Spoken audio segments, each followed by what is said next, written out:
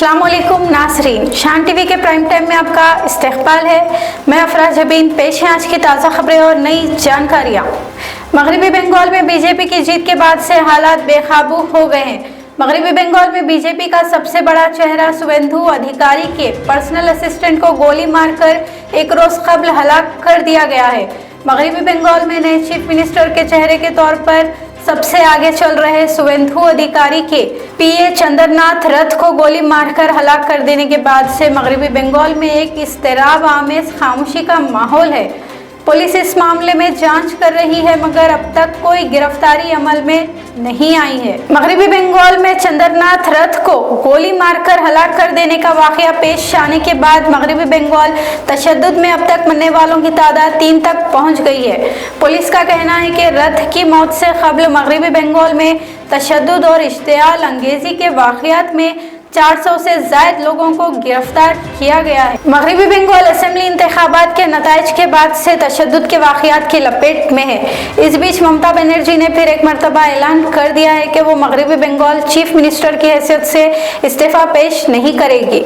ममता ने कहा कि अगर वो रियासत में सदर राज नाफिज करते हैं तो करने दें, मगर वो अपना इस्तीफा पेश नहीं करेंगी। उधर तमिलनाडु में अजीब सियासी हलचल का सिलसिला जारी है। विजय की पार्टी टीवी के रियासत की सबसे बड़ी सियासी जमात बनकर उभरने के बावजूद गवर्नर तमिलनाडु विजय को हुकूमत की तश्कील देने के लिए अब तक मदऊ नहीं किया है।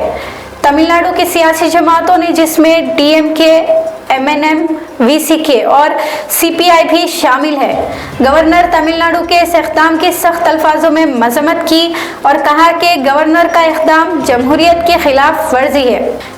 Chief air marshal Awadhesh Bharti ने खुलासा किया कि ऑपरेशन सिंदूर के दौरान हिंदुस्तानी फिजाइया ने पाकिस्तान के 13 जंगी जहाज और 11 एयरफील्ड्स को मार गिराया है। पहलगाम में दहशतगर्द हमले के बाद हिंदुस्तान ने जारहाना तेवर इख्तियार करते हुए पड़ोसी मुल्क पाकिस्तान में मौजूद दहशतगर्द ठिकानों और फौजी तनसीबात के खिलाफ कामयाब ऑपरेशन सिंदूर अंजाम दिया था।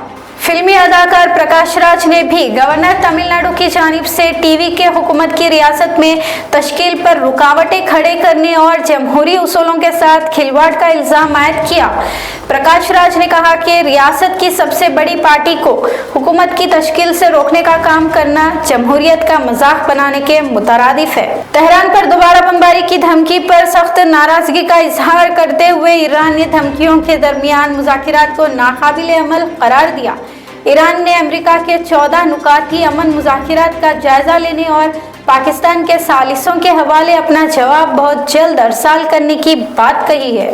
अमेरिकी सदर डोनाल्ड ट्रंप ने भी ईरान के साथ बेहतर अंदाज की बातचीत का दावा पेश किया है। ट्रंप ने तवक्को भी जाहिर की है कि बहुत जल्द कोई मुआहिदा हो जाएगा, मगर अहम बात यह है कि धमकियों के दरमियान क्या ईरान मुज़ाकिरात के लिए रजा होगा। मुज़ाकिरात की सारी कोशिश में सालिसों के लिए बड़ी परेशानियों का सामना है। मशरिक़ी वुस्ता में अमन मुज़ाकिरात का अमल तेज होने के साथ ही आलमी मार्केट में तेल की कीमतों में कमी आई है।